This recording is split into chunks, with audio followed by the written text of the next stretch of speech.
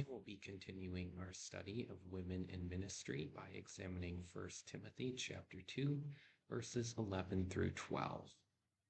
So this is probably the most critical verse in the debate on women in ministry.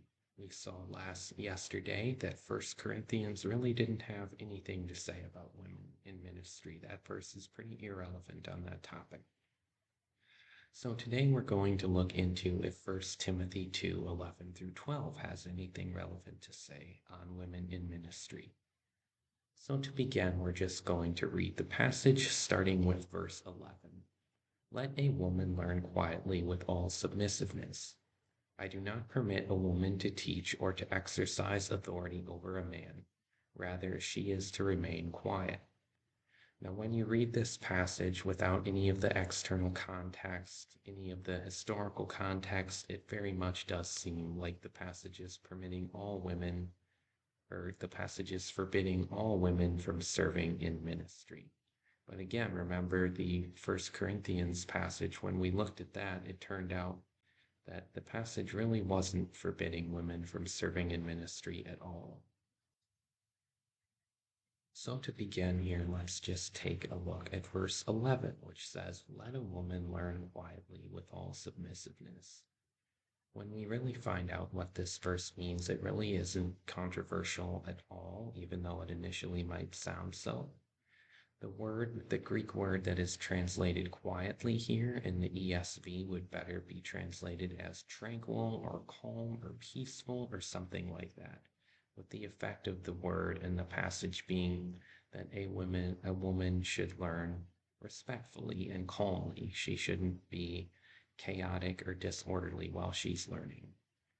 Similarly, the word submissiveness here, a lot of times people have assumed that what the passage is saying is that the women should be in submission to all men while they're learning, and the passage simply doesn't say that. There's just no object of the word submissiveness in this verse, so it isn't 100% clear who or what the woman is to be submissive to. There are essentially three options. The first one is that the woman is supposed to be submissive to men in general, and there's really nothing to suggest that that option is true. The second option is that the woman is supposed to be submissive to her teacher. So she would be respectful towards her teacher and listen to what he has to say during the learning. And I think that's pretty reasonable and a very likely interpretation of this passage. And the final interpretation is that the woman should be submissive to the teaching, as in after she learns what she's being taught, she should obey and follow that teaching. Of those three interpretations, I think the latter two are almost certainly the more likely to be true. So either the woman should be submissive to her teacher or to what she is being taught. So then we're going to get into verse 12 now, and verse 12 is the really controversial one here, and there has been a lot of ink spilt arguing about whether this passage is forbidding women from serving in ministry or not, and I'm going to do my best to kind of overview the different opinions on this and then present what I think is true. So let's read the verse individually. I do not permit a woman to teach or to exercise authority over a man. Rather, she is to remain quiet. So right at the start of the passage here, we run into this phrase, I do not permit. This is a really, really critical verb in this passage, that I do not permit.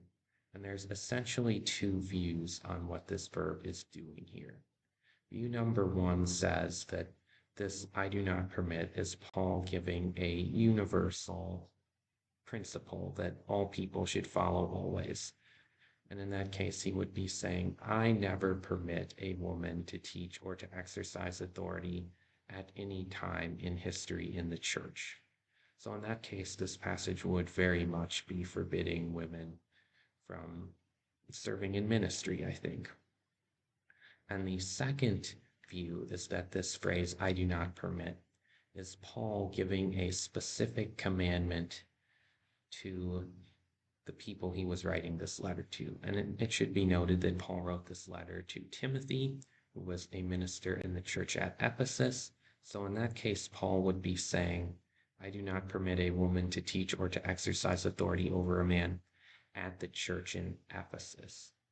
And there are good solid arguments on both sides.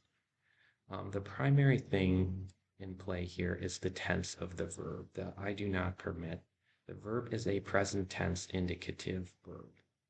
And so some people have said, well, since this verb is present tense, indicative rather than imperative, Paul is speaking specifically to Timothy and the Ephesian church. And this passage, therefore, does not apply to women in ministry today.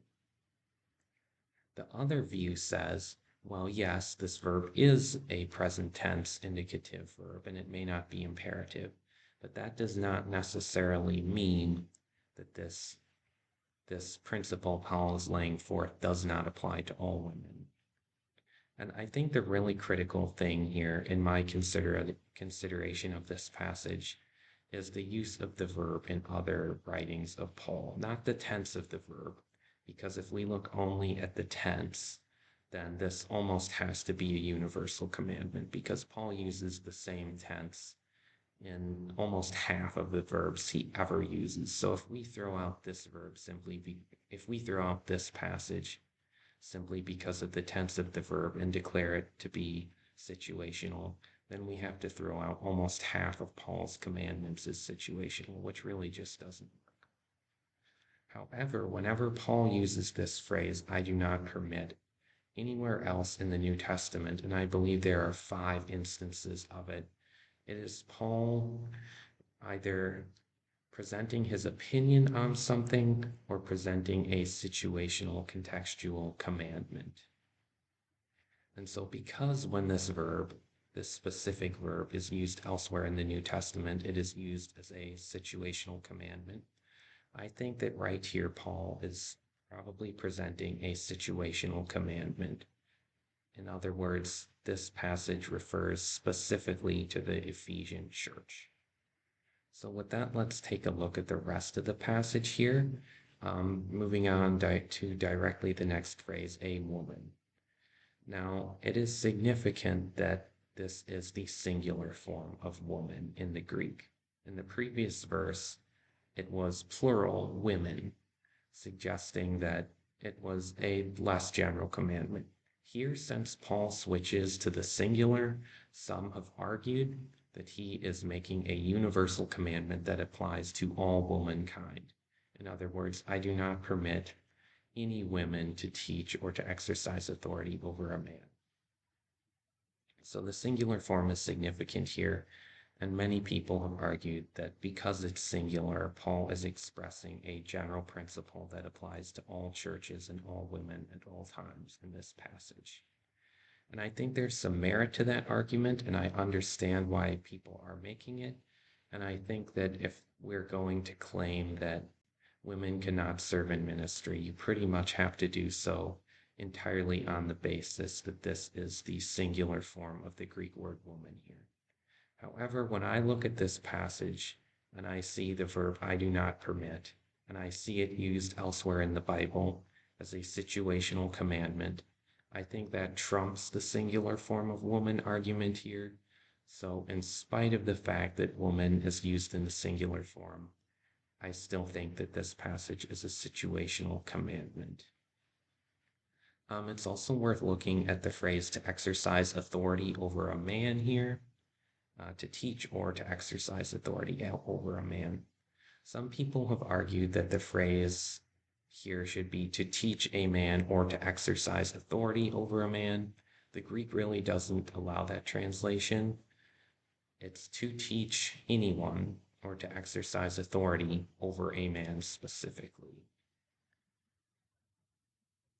So, but recall again that this is a situational contextual commandment here, in my opinion. So I do not think those requirements apply today.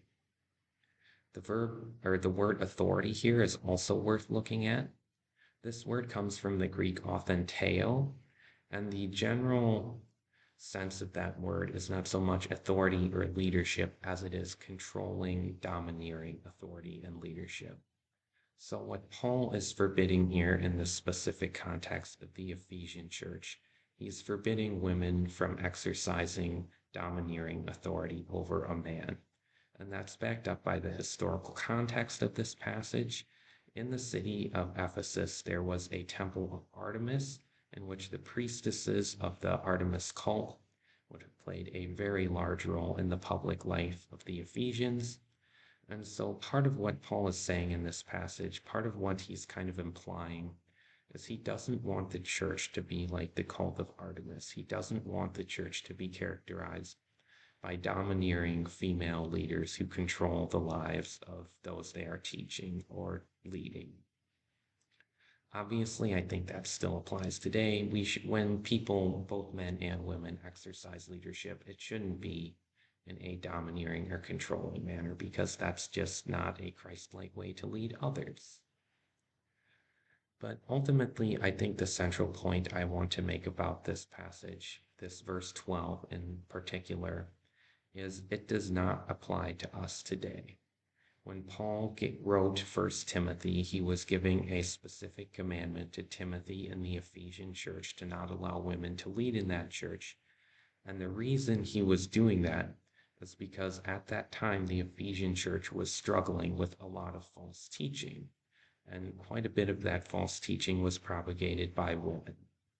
So Paul is essentially putting a safeguard against false teaching in place here. I do understand why some people interpret this passage to forbid all women from serving in a leadership role in the church, but after I have studied the Greek wording of this passage and the historical context, I really don't think that's what's going on here. I think that in this passage, Paul is forbidding women in the Ephesian church from serving in leadership, and that's all I think he is doing here. I don't think this verse permits or forbids women from serving in leadership today. In our next video, we'll be taking a look at some early church leaders mentioned in the Bible who were women, and seeing if the Bible presents a model of women serving in leadership in the church or not. Thank you very much for watching. This has been Theology with Dave.